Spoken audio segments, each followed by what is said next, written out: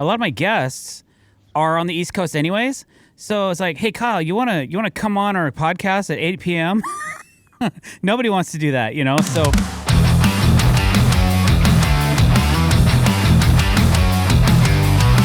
welcome to the Dr. Dex podcast. My name is Jason Russell. I am also known as Dr. Dex, and I have an extremely special guest today.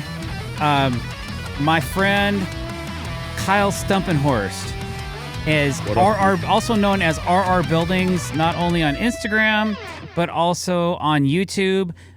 You're probably on a bunch of other social, you're on everything, right? Yeah, I think mostly. I mean, I don't do much on Threads, or LinkedIn, but I'm there. I'm present. But you also have a TikTok account, right? Yep, TikTok, Instagram, Facebook, YouTube. And you do a video game one too? Twitch or something like that? I haven't done the video game one in a while. I don't know. You can't do it all. And video gaming is my outlet, Jason, so I didn't want to turn it into another job. I get it, personally. Yeah, that's cool, man. I mean, you got to draw the line somewhere, right? Yeah. Okay. So Kyle, let's go back. Let's start. I want to know about you, like as a child. What was your childhood like? If you want to talk about it, if you don't want to talk about it, totally cool. Yeah. And then junior high, high school, we'll go from there. Let's see where we land. All right. So interesting. Nope. I've done a lot of podcasts. No one's ever asked about that far back. They want to know how I got into the trades, but they never asked me. Well, hey man, we'll get there. We will get there. But I mean, were you like a rebellious smoking child, or where were you from? Like, where'd you grow up? I grew up in the Midwest. Always have been here in Illinois. I got two brothers and a sister. You do? I'm okay. the third in line, so I got two older brothers, younger sister. I'm probably like the most straight arrow kid. I mean, obviously I was a rambunctious boy. I mean, wrestled and, got in fights with my brothers and stuff like that. But that warmed you up a little bit to the world, right? Not smoking, no drinking beer early. I waited till, I was in college, I guess. Straight A student, like perfect GPA, valedictorian of high school. No kidding. Yep, valedictorian. Wait a minute. Hold on. So valedictorian means like you're smarter than everybody else, or do the teachers vote for that, or how does that work? No, that's strictly grades, man. And honestly, grades came easy. I had a good memory. I had a good, I was a good test taker. I didn't study. I just had the knowledge, if somebody said something, if I was in a class, I'd pay attention to the teacher. I just knew it. I just heard it, and that was it, Okay. Were you into sports at all in high school? Yep, I did. Yeah? I was a gymnast in middle school, so you said no to start kidding. back. Yep, I was a gymnast. What was your favorite event as a gymnast? Probably the floor exercise. So I love just doing flips and things like that, Oh, radical. Dude, no wonder your shoulders are hammered. You always said it was because you're pushing yourself through those rafters, but it was because you're a gymnast when you're in junior high school, man. Yep. So how many years did you do that for? Yeah, honestly, I think that was a huge start. My parents put me in it because they thought I had ADHD and I was, just full of energy all the time. And they were like, we need to find something.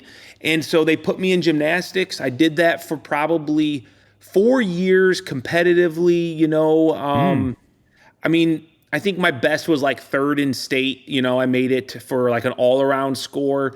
And the problem was when you're in a small town, which I had 20 people in my class, so small town, everybody played football, basketball, baseball. And so when I got into 7th grade, I decided I didn't want to be known because, you go back 20, 30, let's see, that'd be 30 years almost. It was a different time, dude. When you were a boy doing gymnastics, it was not looked at as masculine as a boy doing football. So I kind of broke down to peer pressure. I quit gymnastics and I went and played football. And Jason, I probably never should have. I was a good gymnast and I wish I would have kept doing it. I really enjoyed it. Were the chicks into it at all? Did they dig that? I mean, at that age, I don't think I cared. It was more like I liked the competition. I liked the work. Like I enjoyed workouts, Yeah, it's kind of sad because I hear you. I totally hear what you just said. I totally vibe with that because you look at the gymnasts nowadays, like at the Olympics and whatnot, and everybody's kind of a hero. Yeah. You know, these dudes are cool, man. godly. Clark Kent, the dude on the pommel horse, right? I didn't really follow it, but I mean, he made world news. So totally awesome, man. I had no idea that you did that, but did that? Okay, so let me ask you this. Has that set of skills helped you at all in your future? Well, I would say so because gymnastics was a lot about discipline, body awareness, overall like balanced, just being balanced. Because as a gymnast, you can't just have a strong arm or a strong leg. Like you had to be holistic to do gymnastics. And I think that put me down the path of being able to both understand hard work because like we were forced as competition, like we worked hard and I was young and no one else my age was doing that level of hard work really in the athletics. I mean, yeah, if you played football or basketball, you go to practice and shoot around and do things, but gymnastics was Monday through Friday, 3 hours. I would leave my school. My mom would pick me up at, grade school, middle school. She would have a lunch for me in the car. We would drive 45 minutes to the gym, work out for 2.5 hours, drive home. And that was like my life for a few years. Wow. And, I think that just set up in my life a lot of best practices, work hard. Yeah. And that's commitment. Like just your parents, your poor parents, man. Yeah. Oh man. Yeah. I really just want to sit down and relax. Nope. I'm taking Kyle to gymnast. I blame them because it was all their decision. It wasn't my decision. Oh, really? But it's cool that you ended up digging it, man. Like, I'm sorry to hear about the peer pressure, and I totally understand that. And we also come to that, as youngsters. But okay, so how far into grade or was that junior high and high school? Like 6. Yeah, that was so football really is what did it, and that was 7th grade. So I quit gymnastics around 6th grade.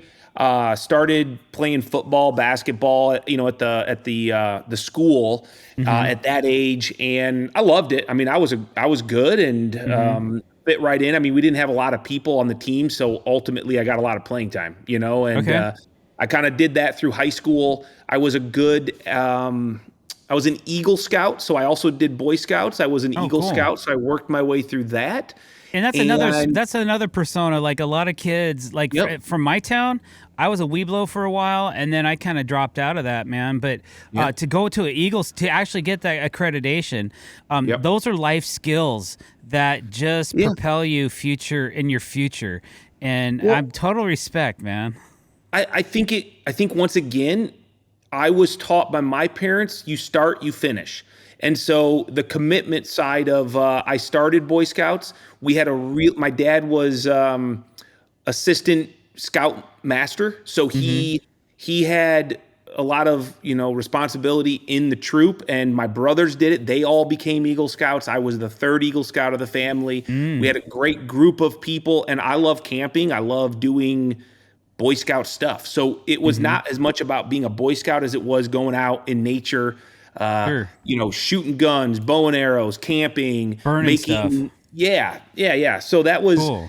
There was no downtime as a high schooler for me. It was always either Boy Scouts, basketball, baseball, football, and lucky for me, my education came super easy, so I never had homework. How many people were in your graduating class? 19. Okay, so your valedictorian status just dropped a little bit. Well, I agree, and I always tell people it still counts. I was also prom king, and I only had to be chosen prom king by about probably 12 other guys. But Mad the thing respect, was, bro. I didn't get anything but A's and A pluses. So it could have been 1,000 people, or it could have been 19. Sure. And I mean, I would at least had a decent shot at valedictorian. You were well in the running, regardless of the size of your graduating class. That's amazing. It doesn't do anything for me now, Jason. Huh? it doesn't do anything for me now. It was cool in the moment, you know? It is cool in the moment, you know, because those are memories you'll have probably for the rest of your life. You probably didn't think about those memories for a while, but that's what's different about the Dr. Dex podcast is that we bring it out, man. We bring it out. We also bring trains. Yeah, we have trains on site and eagles, and you know, usually it's raining. It's actually sunny today. I can't believe it, but Yeah. crazy. Okay, all right. So we're in high school. We're sports. We got the grades. Everything's good. You graduate with honors, I'm sure. Well, I will say this: as a sophomore, I met my now wife. So You did? Yeah. Okay. So I was in a small school. She was in a small school. We were neighboring towns. That we co-op for athletics. So that's how we were able to field teams. And she was the cheerleader on the basketball team, and I was a basketball player. And we met on the high school bus on the way home from a game. So were you like trying to foul the ball out next to her so you could like try to catch the ball and run in next to her or something like that? Or You know, actually, and I think if she was here, she would agree. She pursued me. I was not interested at all. I wanted to just focus on sports, school. I was very like driven to get somewhere. I didn't know where it was, but I wanted to be successful. And I didn't really think about girls, but she kind of came around. And best thing that ever happened to me, you know. wow, So- Kyle, you just like everything kind of has dropped in point, man. I'm loving this. Well, Okay. I mean, yeah, I'm That's a very really cool. fortunate guy. Yeah, man, you are. I'm fortunate that you're on our podcast right now. I'm talking to you. I haven't talked to you for a while, and I'm gonna jump ahead, and then we'll come back. Okay. Yeah, sure. So It's the your last- podcast, bro. Hey, no, but that's the thing is I talk too much. And my wife and my son have both told me this. So like I need to spend more time letting you talk instead of me. I just want to keep the banter going, the conversation going, and things that spark my interest may not be the same that others might spark others, but I've already learned like 2 or 3 things about you. I had no idea, and they're awesome, you know? And so I think that's really cool. A thing I can comment on with this also is like this is unscripted. He did not prepare any questions. This is all off the cuff. Yeah, I wing it, man. I'm winging it hard every time. I don't ever write down anything. Nah. It's all we bring it out. We're going to bring it out of you. Real's or always whatever. Huh, yeah, right? This is real deal. So, okay, so you got this hot girl that's a cheerleader, and you guys are through high school, and then do you go to college? Yep. So my goal in life at this point was to be a software developer. I wanted to be, I wanted to program. My dad was a developer in the web development space for like AT&T, IBM. What year is this? Around 01. I graduated in 2001. Okay. I got to get a timeline going on. So Yep. okay. Yeah. Well, I think it's important because, this is the thing that I always tell people is I grew up in a time where you were literally told that if you don't go to college, you're not going to be successful. Like you have to go to college, get a big job. And especially you weren't going to be a tradesman and be, looked up at. You're going to be looked down on. It was kind of like, hey, you can't make it in the real world. Maybe you'll go be a tradesman. Maybe you'll go work you're going to be a plumber. factory. Yeah, man. No. I mean, plumbers make all the money nowadays. I know. So I went Plumbers to and college. electricians. Yep, I went to college in towards Chicago, which was, an hour and a half away from home, not far, and a small private college, computer science. They were right in the kind of the corridor of technology, so there was tons of opportunities out of college. So I went there. I got my computer science degree. I did.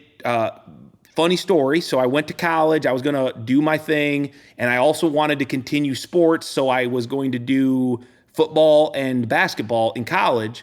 Met with the coaches. They, agreed. We were going to there's no scholarships in D3. So it was just kind of like a walk-on deal.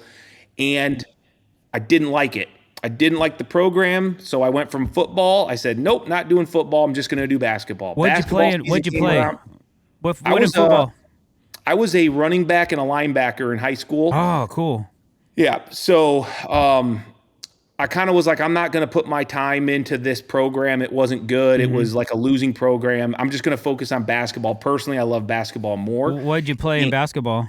I was kind of like a number 2, but I was actually better down low. I just didn't have the height. So I was like a better 4-man in high school, but I wasn't tall enough to really make a difference at the college level. So I knew I had to be like a 2 or a 3. Maybe like a baseline guy, going baseline back and forth. I was, Jason, you didn't want to play against me on the offensive side because I was stink on shit, dude. Like that was the thing that I was good at, was you weren't going to score on me. And I just had like unlimited energy as a kid. I don't know. I think I used it all up because I'm tired as hell these days. But in that age, and when I was in high school, you put me on the best player, and I made it my absolute mission to wear him out. Let you get the ball.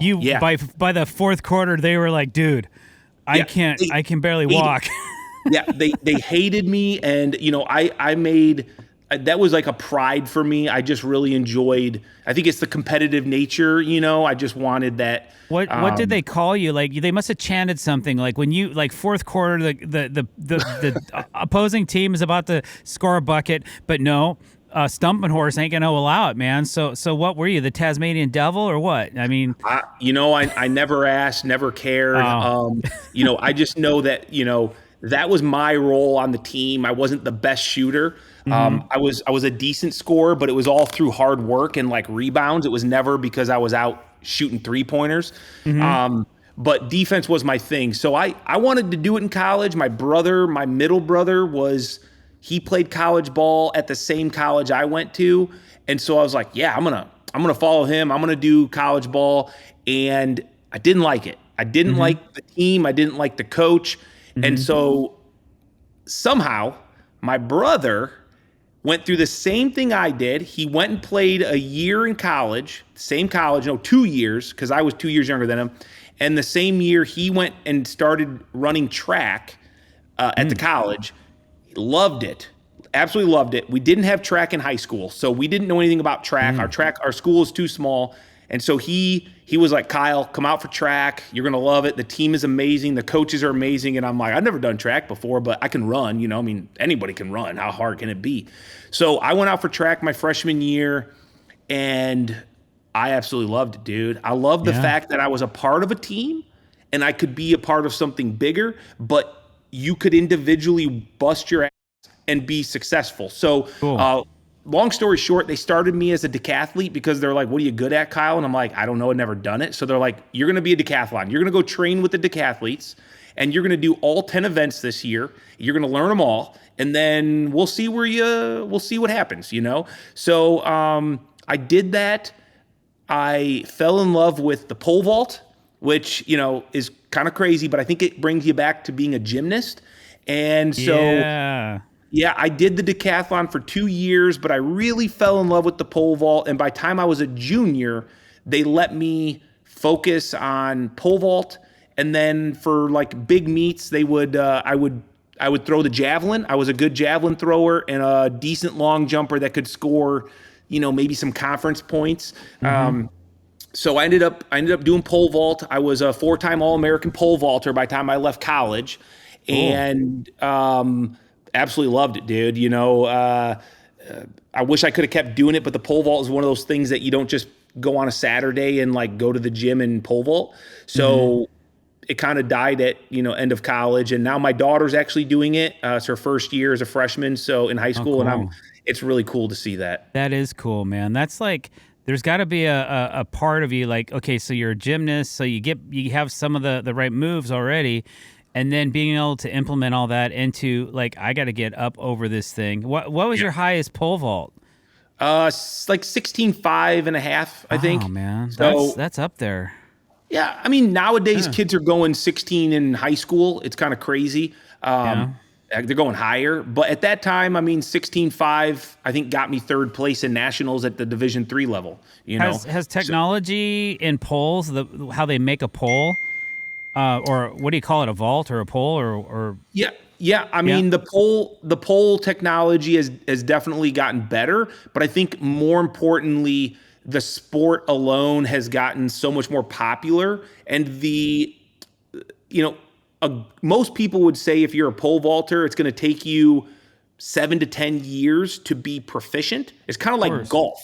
It's so technical that you can't just do it for a year and hit your potential. You can have athletic ability, which is, I think, really all that I had was good athletic ability to be decent, but I never really had the time to really like grow as a pole vaulter. So I was blessed, and I'll tell you this quick story so we can move on. Sure. First team meeting in college, my coach, the overall head coach of the track team, he spoke to us and he said, if this is your freshman year, blah, blah, blah, you do what we tell you over the next 4 years and you will be an All-American, And I'll never forget that, because I'm thinking to myself, yeah, okay, how? First off, these guys have been doing a lot of these sports, but my coach was the winningest coach in NCAA history. He was the coach of the century for Sports Illustrated.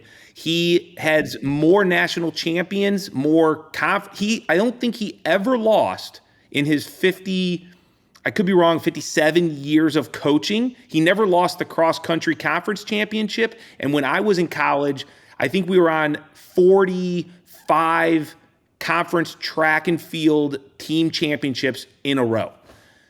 So this dude knew how to win. He knew how to motivate. He knew how to be like the ultimate leader. And every kid on that track team, every guy put like 100% of themselves back to him, because you were like almost not even, I don't know if motivated is even a strong enough word, but the whole team and the whole program was so amazing compared to anything I was ever a part of, that I literally devoted like all my free time to becoming the best like track and field athlete, dude. And it was because of the coaches. So you kind of, did you still do were you still doing basketball at this time too? No, man, I gave it up. I just played for fun, I'd go and play for fun, but I didn't want to be a part of that team. I wanted to devote my, college athletes are kind of different. You kind of go year round, so it was literally just year round track and field. The track and field, was that a college only thing? Yeah, I never did it in high school. It was just college. Okay, cool. Wow, man, that's incredible.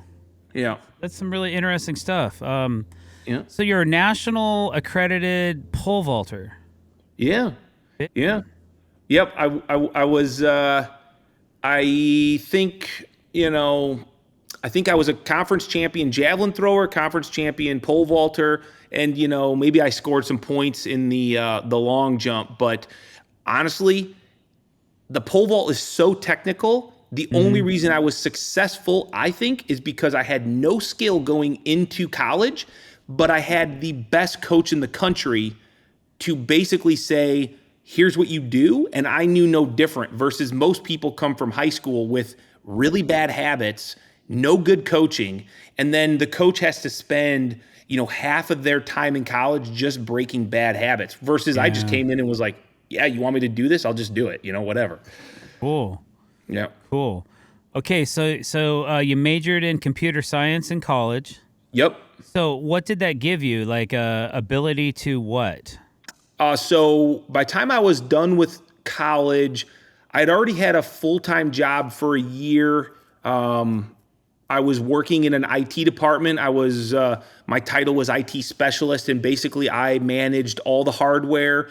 I did some software like database development for. It was like a family company, but it was about 7 companies across a couple towns, and so I was responsible, along with one other guy, to manage all of their infrastructure, their data, their storage, their network, their hardware and whatever. So it was a great job, great company, great people. But the problem was it was in the city. And after college, I drove an hour every morning and every evening to and from work towards the city from the country where I lived. And honestly, my heart rate would go up. My blood pressure would go through the roof because of traffic, because of stupid drivers, people that are just in a hurry. And, it wasn't for me, Jason. And I did it for about a year after college, and then I quit.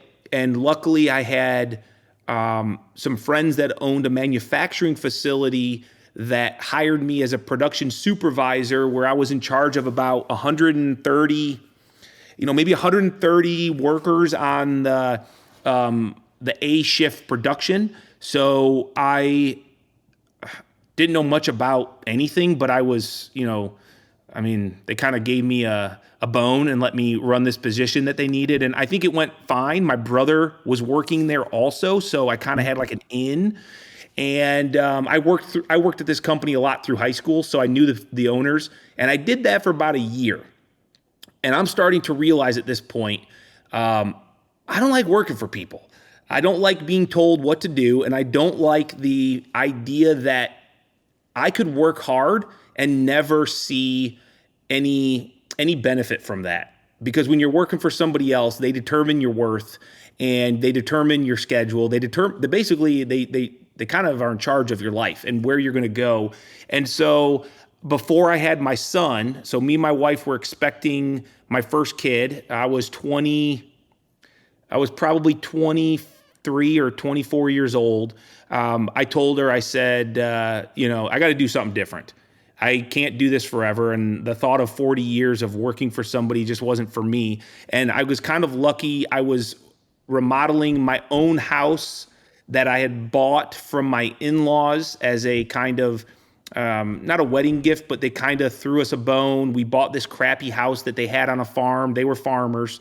And we remodeled it. I didn't know anything about remodeling, but my dad did a little bit, so he kind of taught me. And I was like, I think I could do this for a living. I like working with my hands. It's kind of like you get this gratification of seeing something that you create. And so I did. I just kind of I quit my job. My son was born in August. I quit in September. And my wife was a teacher, so we had some stable income, not much. I mean, good Lord, I think about what she made those first years and it was nothing. But it was the best decision of my life. I became my own boss. I could work as hard as I wanted to be successful. And, that kind of brings us up to my, where I'm at now, which is a contractor. Right. So you did this remodel. Yep. On the house you were living in. Yep. And then what did you decide from there? Like once that was done, how did RR Buildings become what it is? Like where did you get your start from that? So what happened was the church I belonged to in town, small town, I think my town has 1,000 people in it. Everybody talks, everybody knows everybody. Everybody knows that Kyle's out here remodeling this farmhouse. And they could see kind of driving by what was going on. And so sometimes people would stop. They would stop me in church and say, hey, I got a deck I want to build. Is that something you'd want to do on the side? So kind of like while I was still working at this other company, I was doing some nights and weekend stuff, kind of small potatoes, doing some remodeling jobs for people that I knew. And, that was when I was like, hey, if I can do this on the side, I think I can do this full time. So I started just remodeling. And of course, this was right around, I think it was 07 my son was born in 06. No, 07. I got to think about that. 06, 07. Yeah, 07, sorry. So I started my business, the whole 2008 crash happened. And I think that helped me because people stopped doing new construction. People were still in my area, farming community. People still had money. There's kind of like old money. I'm not in a, people don't really carry debt around me. It's more like we have cash on hand. We want to do this job. So they were still hiring. And I was super inexpensive because I didn't know any better. I was like, hey, just hire me. I'll do it for cheap.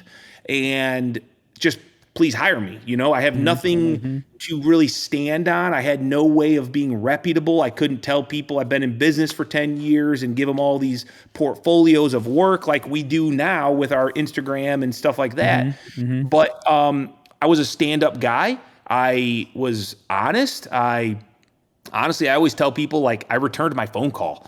And when I was starting off in business, the amount of jobs I got from people just because I answered my phone or got back to them with a bid, like in a timely fashion, they were like, you got the job. Wow. That was the reason I got the job, because they were like, I just want to work with somebody that I can trust. And you called me back, you gave me a fair price, and yeah, it's yours. So I kind of did that for a few years, remodeling. I was doing everything: decks, baths, kitchens, little like additions, siding, roofing, whatever it was, I did it. Mm-hmm. Then I got my first opportunity to build a new house. It was a custom. It was kind of crazy. It was scary as all can be. I was scared to death. Yeah, I could imagine. Yeah, but it was what I wanted to do. And so I hired a guy that was kind of in the construction space. I'd gone to school with him. He was looking for work. And we tackled this house. We built it.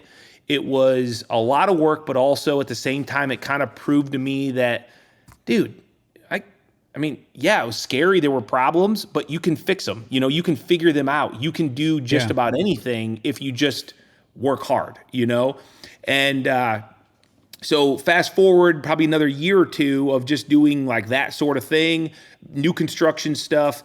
I was asked to build a barn for my wife's grandpa, and I had never done post frame. I didn't know much about working with metal. It was all very new to me. I had a buddy who worked for another company that did that sort of stuff, and I talked to him, and I was like, hey, dude, you want to help me on the weekends? I'll pay you all this money. I just want to learn how to do this. I did it, and I absolutely fell in love. And let me tell you why. I didn't want to be in people's kitchens, in their homes, cleaning up everything. This afforded me to show up to a job site. I was outside. I got to start with a pile of wood, and I just got to build a structure, which I love framing. I love instant gratification. And so we were building these post frames, in days. We would start with nothing and have this big shell of a building to look at. And so I just was like, this is me. This is what I want to do. The problem was I'd been a remodeler for 6-7 years at this point, and that's all anybody knew me as in the area. So I was getting calls after call for roofs and decks and all this other stuff. And I'm like, dude, I need to get out of this mold. I want to do post frames. I want to build people's barns and workshops. I'm in like agricultural, the mecca of the Midwest. There's more barns everywhere than houses. So Facebook, I started a Facebook page, and I was like, okay, Rural Renovators, which is my business, Rural Renovators Inc., RR. I don't want to be a remodeler, so we're gonna keep the RR. I got the logo already. I don't want people to have to relearn who I am, but I just changed it to RR Buildings, and started posting. When I get a job that was post frame, I would post the crap out of it. I'd take pictures. I would, because I wanted. What year was this? This is probably 2010, 11, somewhere 11, something like that. Okay. Yeah, 11. What is it now? Is it 25? Yeah, 2025. So it had to have been about 2012, actually, because this was about the same time that I hired Greg, who is still with me today. We love Greg. Gangster. Yep. Greg that's what you call him, gangster. I call him a lot of things, Jason, but I've never called him gangster, no. Oh, that's awesome. Yeah, okay, so I was going to jump ahead for a second, and I never did. Kyle and I and Greg and my wife and Tim from Awesome Framers and Nikki, we were blessed with the opportunity to go to Germany together and visit Stabila, the factory. Now, I haven't been back to see the new warehouse or anything like that, but that was a great time. I really enjoyed my time with you guys, and that's how I got to know Kyle a little bit better, was on this trip. Had a few moments here and there, breakfasts together and all that kind of stuff, dinners and all that. So that was a really awesome trip, and a time where I felt like I really got to know you. And that's what I was saying earlier was, I don't know if I physically have seen you much. I know we've been at the same shows. Man. We're busy. Yeah, but we're in different parts of the show. Like at the IBS, you're over in, construction materials. I'm over in the decking sector, kind of where we should be, really, And so that's where I was trying to correlate the link of, all right, I haven't seen you in about 4 or 5 years, But it's just nice to kind of pick up and carry on. So when was that? When did we go over there? Was that in 2020 or 2021 or?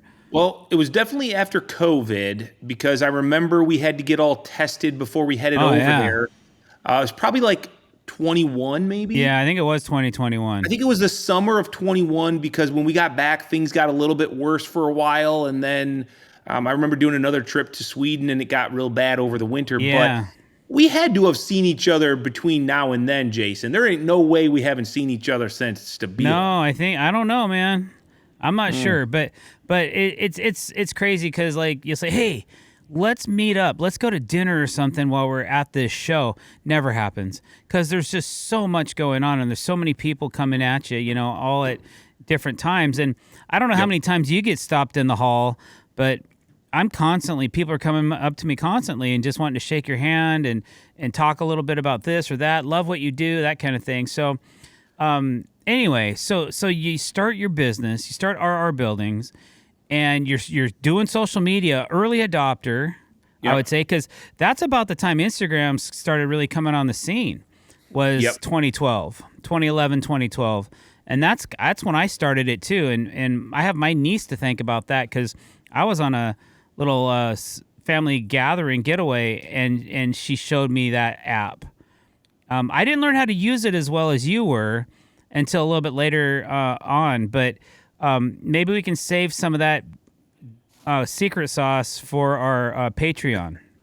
Yeah, I don't know if it's a secret sauce or not. I think it's. I'd love to. Maybe we can talk about it and compare some notes, and I think that would be an awesome little bonus section. Some people don't get it. Oh, I think a lot of people don't get it. But a lot of people are starting to figure it out. I'll tell you one thing. There's a lot more people in my sector than there used to be. Oh, heck yes, dude. The post frame sector's huge. Yeah. And so to get started early, I'm grateful for that. And I actually, I'm a student of yours, to be honest, as far as social goes. I've learned a lot from you, watching you and a few others. Like back in the day, man, it was you and Murray and Toolholic and Tool Pig and a few other guys that I used to follow. And I'd watch and started learning how to use hashtags better and things like that just because I didn't know what I was doing. Dude, you and me both, man. Nobody knew what we were doing. And you say Murray and Tool Pig, and those guys were my idols back in the day. Yeah. I mean, when we all got on, those guys were way up here. They had a huge start.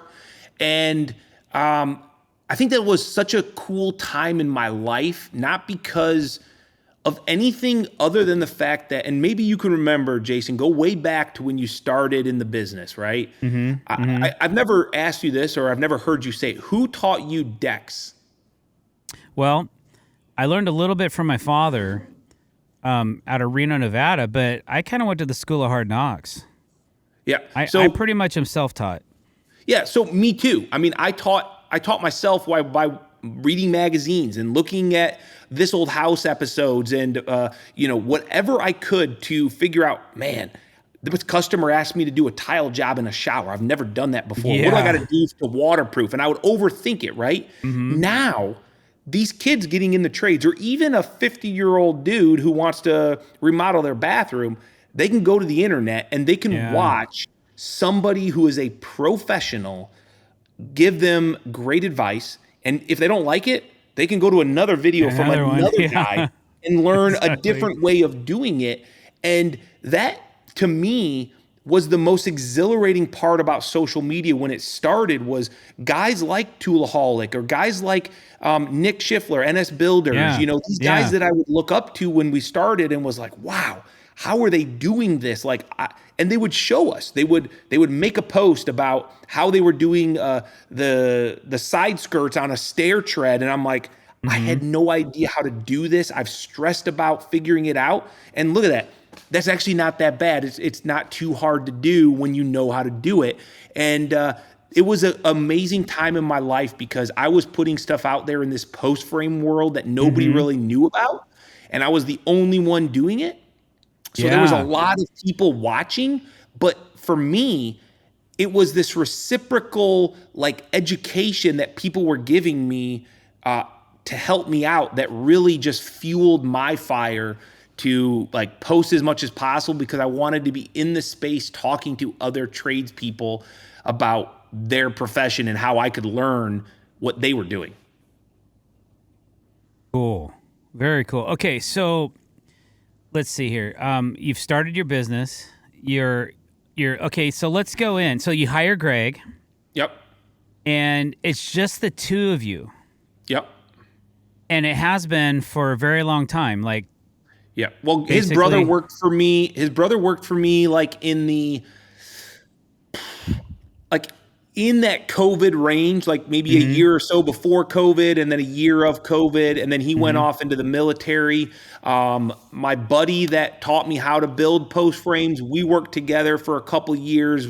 When Greg first started, he went off and did his own thing. Greg was 18 years old when I hired him. It's a funny story. I was doing a bathroom remodel for a farmer, and the farmer was an older gentleman, and he had Greg as this young homeschooled kid who, lived down the road from me, and I didn't even know him because they were homeschooled. So I didn't interact with them. I didn't know the family.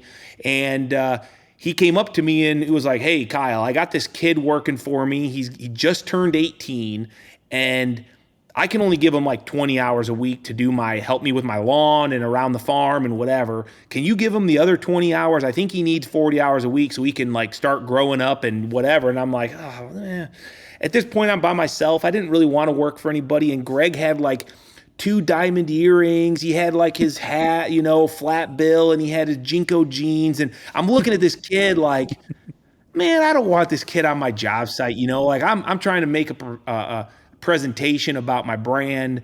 And so I hired Greg anyway because I'm just a nice guy. And, about the first couple weeks, I realized he's just a hard worker. You told him to do something. He said, "Yes, sir." He said, "Thank you." Like, he was a respectful kid. He was willing to listen. He didn't argue. He didn't already know everything, because we've all hired guys that know everything. Perfect.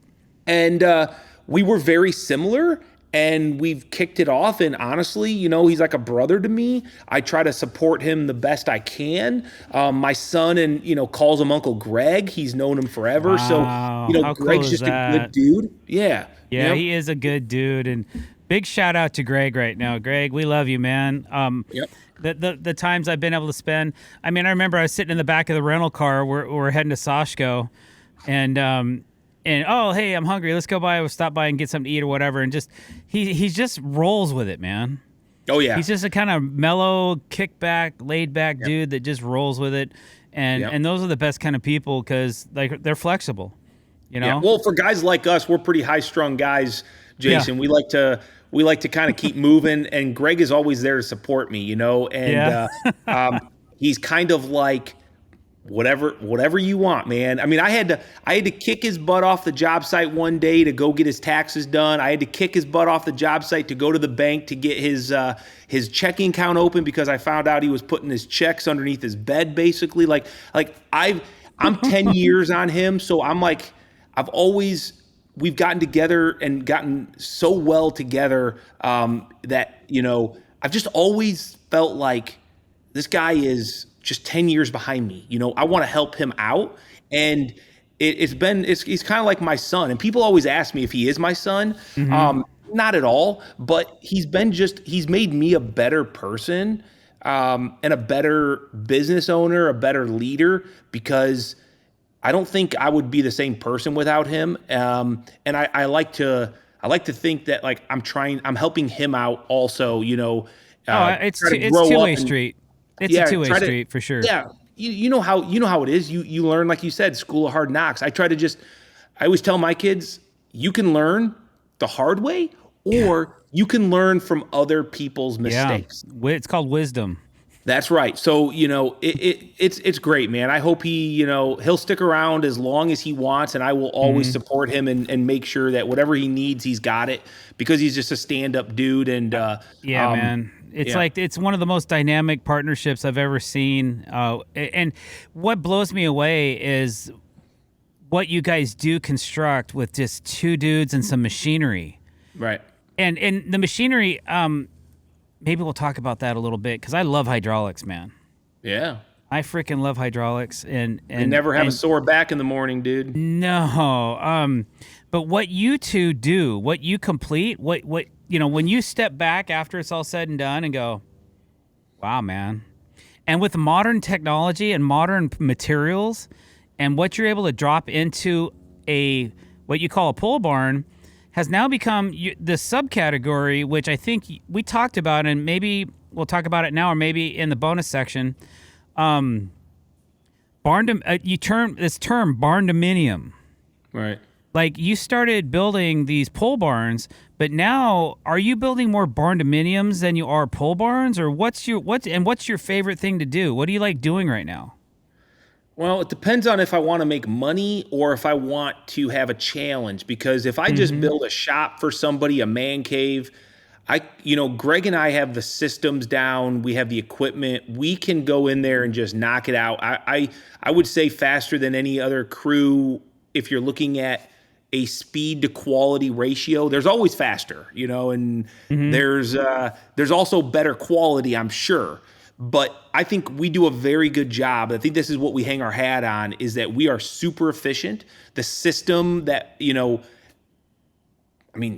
I've got it down to where, I've taught Greg everything that I know and that I think about when I'm laying in bed at night and trying to think, how can we do this better? What trim detail can we redo so that when we put it up on the building, it's quicker and it's cleaner and everything looks better for an Instagram photo. Because of that, I don't think there's anybody else that puts up a building as nice, as quick, and as cost efficient as us. I mean, dude, I used to get calls from guys and they'd say, hey, I hear you're the guy that puts up 3-car garages for the price of a 2-car garage. And I used to say, yeah, that's me. I can do that. Until I started realizing that's not what I want. I want like, hey, I hear the guy that puts up a 2-car garage for a 3-car garage price, but I want to pay it because you do a really good job. Yeah, the quality. Yeah, and I've never actually, this is, maybe not, I'm not proud of it, but I've never really been able to transition my business into a high-end, expensive builder, like, I'm in the Midwest. I know a lot of my clients. Yeah. They're friends of family and friends of friends, and it's just kind of like this big group. Man, everybody gets the friends and family discount with Kyle. I don't ever charge anybody what I should. I think based on what we do, I think we're very affordable. And I think because of social media, I've been able to maintain that because I was just about to inject that is you're able to generate some content around everything, every aspect of what you do. Even if you're building the same building 10 times in a row, you're going to generate content around it that's different every time you build the same exact building. But I do need to inject a comment right now. If you don't follow Kyle or you don't know him or you've never heard of RR Buildings or what a pole barn is, you got to go to his page and you got to search out some of the details, like the tin snips and what you do with a pair of tin snips and how you notch a piece of trim. And you've done the same video 100 times, but every time I'm just mesmerized by it. And I think I asked you once, I go, how many pairs of those green snips do you have? Because there's a right cutting, a left cutting, and a stand, or a both ways, center, like a green set. So what's your favorite snip? Right here, man. This is the Midwest snip. I've got probably like 20 right here, and if you don't believe me, I'll grab them. No. I totally believe you. I know this because you've already told me before. But so that's your favorite one right there. And if it gets dull? Yeah, no, they don't. I mean, honestly, I don't think they really ever get dull. Like, unless you're cutting things that you shouldn't cut. I don't think I've ever had a pair go dull, but I do think I just really enjoy a nice new pair. So when I would go to the hardware store, I would just grab a new set and I would hand brand? What's that? Is there a particular brand of snip that you This is a made in America Midwest snip. So they're made up in Michigan. It's not a huge like Black & Decker company or a Milwaukee. Like this is a small company. They make a very good snip. And I've been using them literally forever. They're comfortable. And yeah, I mean, have you ever used like the big aviation style tin snips or yeah, I mean, there's a lot of different styles, and everybody's going to have their own. It'd be like, hammers, right? Everybody's got a Sure. different hammer that they love. For me, it's like what I do so much tin snipping, what feels great in my hand and gives Mm-hmm. me my best cut Well, feeling, and that's what I've come. I mean, there's other good brands out there. Wiss is a good brand. Milwaukee doesn't make a bad snip, but I always come back to Midwest.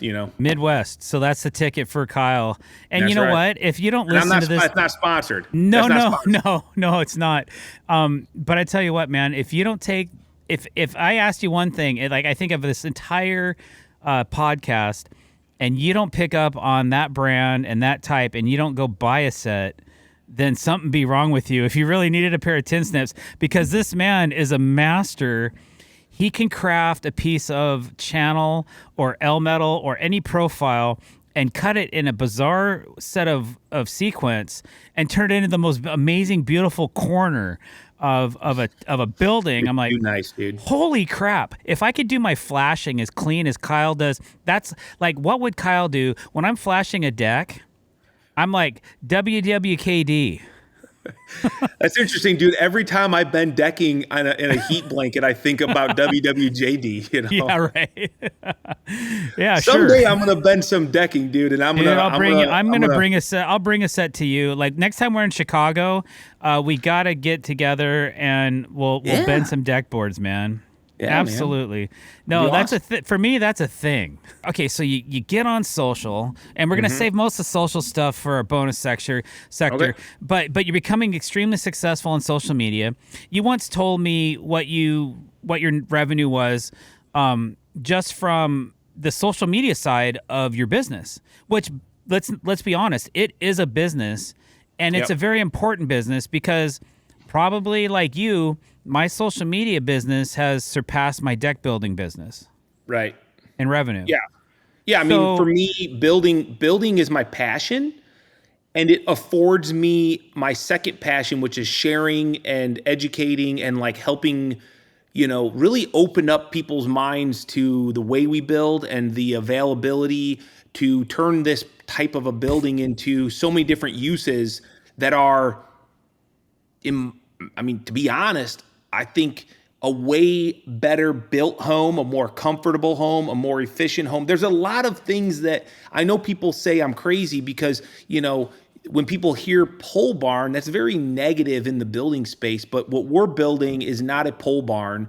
And even though some people say it's still a pole barn, no, it's not, dude. It's an advanced framed structure that is thought out, that is very well built, strong, engineered, and efficient for people. And my clients, dude, every client says the same thing when we're done. They can't believe how comfortable and quiet their home is. And they are, they're not young people, they're older people, and they've lived in a lot of different houses. Yeah.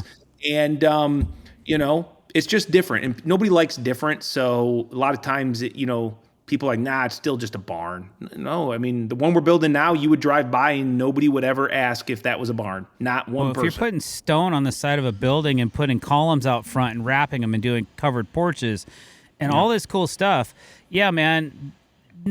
Like I have a shop that's basically a pole barn. Yep. They dumped the posts 4 feet deep in concrete and built up a structure, but I can't live in it. Yep.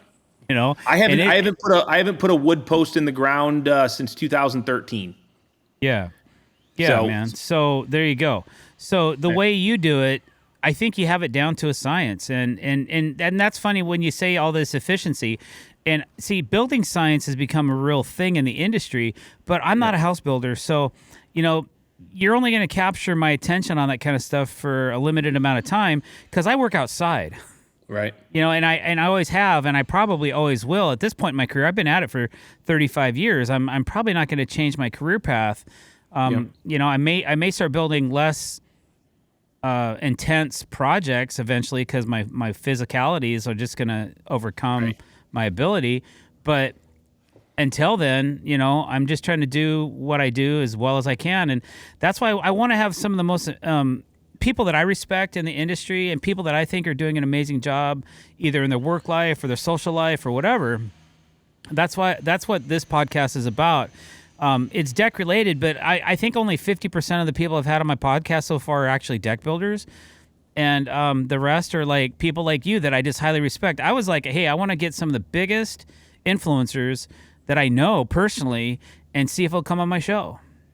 Oh, dude, I'm always down. You know that. Yeah, of Just course. had to make it happen. Well, I'm grateful, man. I'm super grateful. Are we? Me too. You're doing really well. You're building these killer barns. And what's your backlog usually? So like during the real height of social media, a couple years ago, I was like 2 years out, 3 years out, because everybody wanted to get on the list. I have done a very good job of saying no now. And my goal is to never be more than a couple projects away. So if I've got a couple projects, man, I'm not really interested. I'll tell the person, I'd love to do it if you're willing to wait, but I'm not ready to sit down and commit to this because I can't. I have too much going. I'm not just a builder. I do a lot of traveling. I've got a lot of, engagements that I have to take care of that are on the other side of my business. And honestly, I just want to enjoy life. I don't want to be stressed out about work all the time. So I'm trying to stay a season of work at a time. I'm looking at my summer is booked, but what I'm going to do this fall, winter, I don't know. And that's the way I want it. Cool. And then, so when you're doing, let's say you're going to World of Concrete or you're going to IBS or whatever trade show, and you're gone. When I'm doing these trade shows, I don't like coming in day of and leaving day of. I like coming in a day early, maybe 2 days early, and leaving, and then staying an extra day after. Taking Kiki with me a lot more now, so that that becomes more of a. It's not a vacation, but boy, I tell you one thing, Kyle, I do so much better when I have my wife with me than when she's away. You know. Yeah. And so I know with young kids and your wife has her job and all that, that becomes a little more difficult. I'm just saying. But anyway, so.